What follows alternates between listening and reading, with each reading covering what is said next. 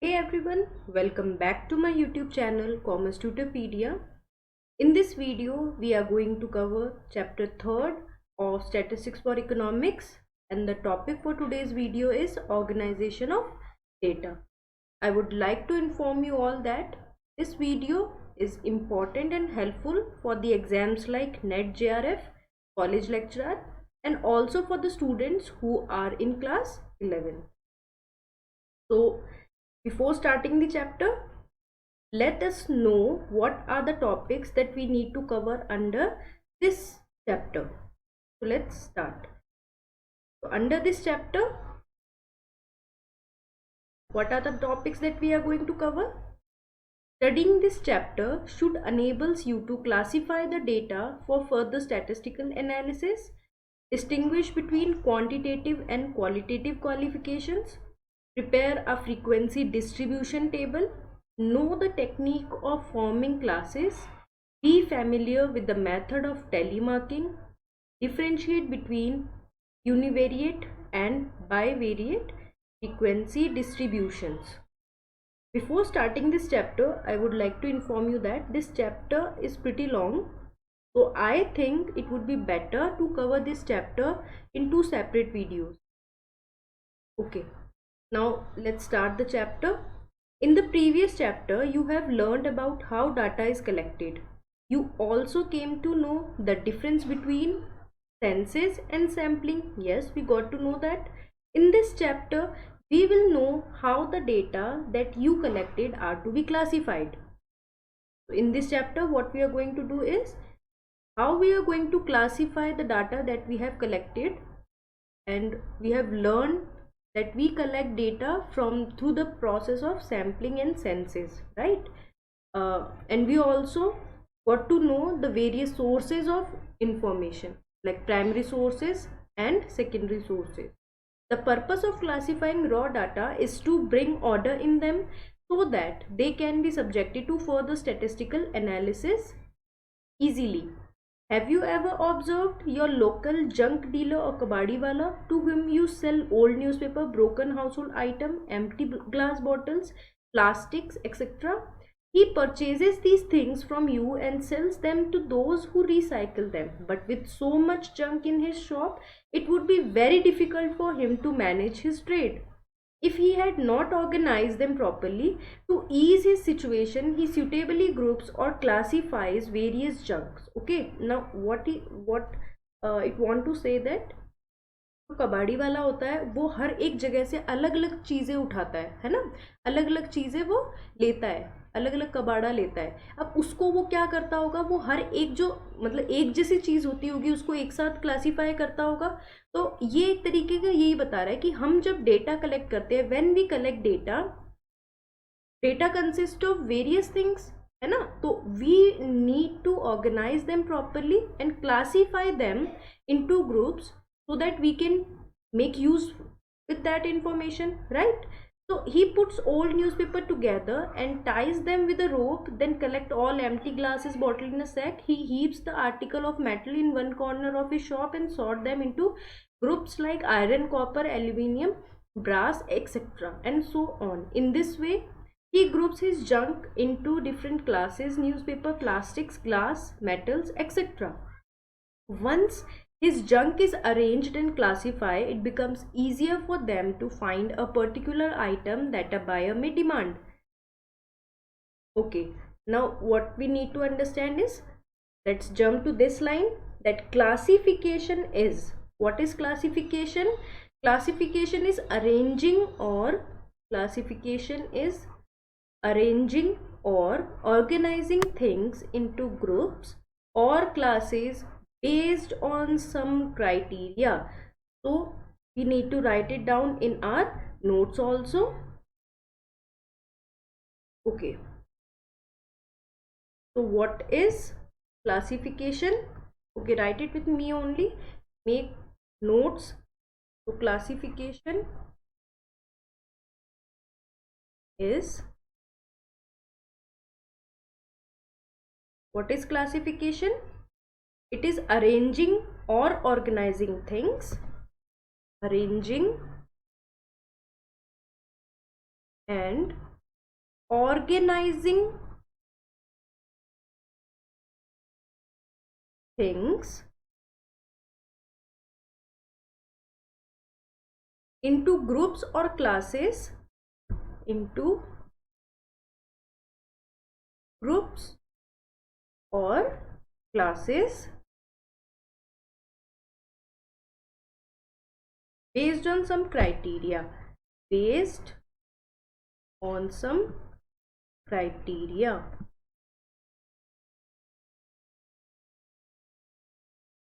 It is important to write notes along with the preparation. Okay, now we need to start our second point, which is raw data. Like the Kabadiwala's chunk, the unclassified data or raw data are highly disorganized. They are often very large and cumbersome to handle. To draw meaningful conclusions from them is a tedious task because they do not yield to statistically methods easily. Therefore, proper organization and presentation of such data is needed before any systematic statistical analysis is undertaken. Hence, after collecting data, the next step is to organize and present them in a classified form. Okay. Now you can see this. Marks in mathematics obtained by 100 students in an examination. Now these are these marks that have been obtained by students in an examination. Now these are disorganized, okay, deorganized or disorganized, because we cannot tell who is the first ranker or who has achieved a good marks or who has failed the examination. Okay, so but these are the information that have been collected. Okay, likewise, and these data or tables are known as unclassified data or table because they have not been sorted out, है ना? We sort out data or tables according to our needs. And now the table 3.2, monthly household expenditures on food of 50 households have been given, and this is also an unclassified data. Now the raw data are summarized and made comprehensible by classification when facts of similar characteristics are placed in the same class. It enables one to locate them easily and make comparison and draw inferences without any difficulty, right? When we classify the similar characteristics in the same class, it enables one to locate them easily, right? So without any difficulty we can draw inferences. Now okay, the raw data consists of observations on variables. The raw data as given in table 3.1 and 3.2 consist of observation on a specific group of variables. Now we can see that to come on the third point, classification of data. Okay, now the group or classes of a classification is done in various ways. Instead of classifying your books according to subjects, history, geography, mathematics, science, etc., you could have classified them authorwise in an alphabetical order, or you could have also classified them according to the year of publication. The way you want to classify them would depend on your requirement. That is true. Likewise, the raw data is classified on various ways depending upon the purpose. They can be grouped according to time. Such a classification is known as chronological classification. So what is a chronological classification? When we group our data according to time. Okay, so we need to write it in our notes. So what is chronological classification? When we classify our data according to time. When we classify our data according to time.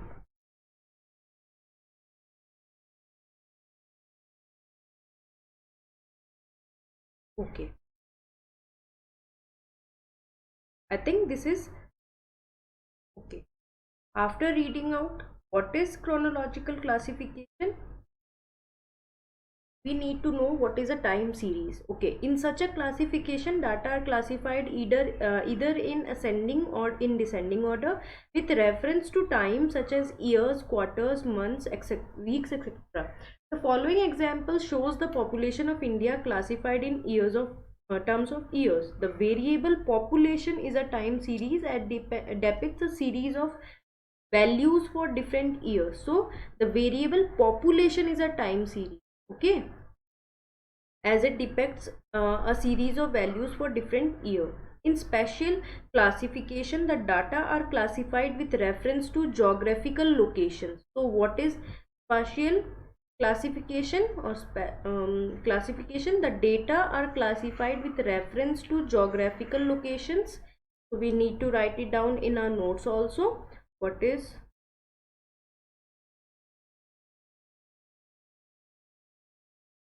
spatial classification?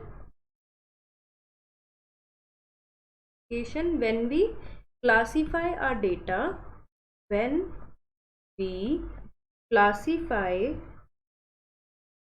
our data according to geographical location, data according to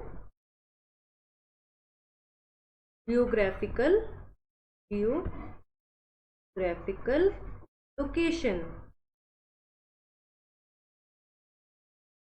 Okay.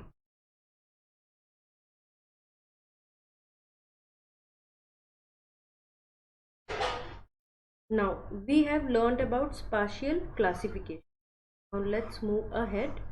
Okay, so you can see in the example number 2, yield of wheat for different countries. Now this data is depend upon or is classified according to the countries. So this is a spatial classification. Okay, sometimes you come across characteristics that cannot be expressed quantitatively. Such characteristics are called qualities or attributes. For example, nationality, literacy, religion, gender, and marital status.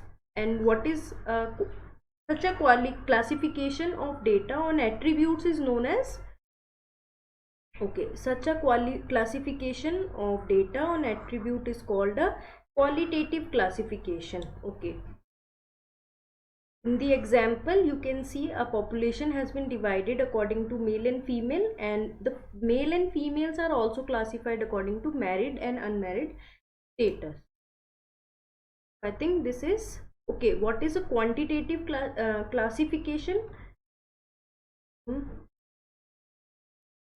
When the collected data of such characteristics are grouped into classes, it becomes a quantitative classification. I think this is, you can see in example number 4, when we have classified it according to different classes, then it becomes a quantitative classification. Now the fourth point is variables, continuous and discrete. Now what are the variables? First we need to know that, and then what are continuous and discrete variables, we need to focus on that also. A simple definition of variable which you have read in the last chapter does not tell you how it varies. Variable differ on the basis of specific criteria. They are broadly classified in two types, continuous and discrete. So what we have learned here, that variables are classified into two types. Okay, variables are classified into two types, so we need to write it down also. Okay, I'm clearing this canvas. Okay, variables can be classified into two parts. The first is, okay, the first is continuous and the second one is discrete. Continuous and the second one is discrete. And now we need to know what is continuous and discrete one.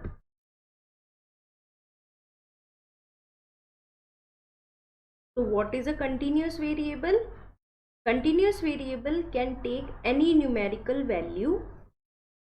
It may take integral values, fractional values, and values that are not exact fractions like root of something.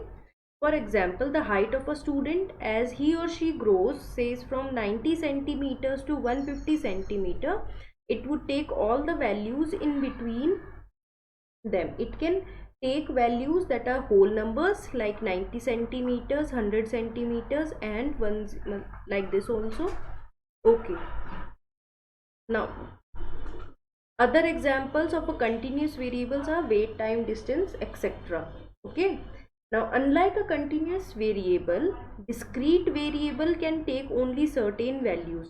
Its values changes only by finite jumps. It jumps from one value to another but does not take any intermediate value between them. So this is an important thing. Unlike a continuous variable, a discrete variable can take only certain values. Its values changes only by finite jumps. It jumps from one value to another but does not take any intermediate value between them. For example, a variable like the number of students in a class for different classes would assumes values that are only whole numbers. Okay, so we have just learned that in continuous series or variables, we can jump or we can consider fractional values, integral values, or the numbers which cannot be divided by any other numbers, right? But in discrete values we only take whole numbers. Okay, let's move ahead. Now, what is frequency distribution? Now this is also very important, and you can see how basic concepts have been cleared in NCERT books. That is why I focus on NCERT books, because it provides all the basic concepts that we need to understand. A frequency distribution is a comprehensive way to classify raw data of a quantitative variable. Okay, it shows how different values of a variable are distributed in different classes along with their corresponding class frequencies. Okay, in this case we have 10 classes of marks: 0 to 10, 10 to 20, 90 to 100. The term class frequency means the number of values in a particular class. So what do you mean by class frequency? Class frequency means the number of values in a particular class. Okay, so each class in a frequency distribution table is bounded by a class limit. Okay, class limits are the two ends of a class. The lowest value is called the lower class limit and the highest value the upper class limit. Okay, so in a class distribution or a frequency distribution, like for example 0 to 10, 10 to 20, 0 and 10 will be known as lower class limits,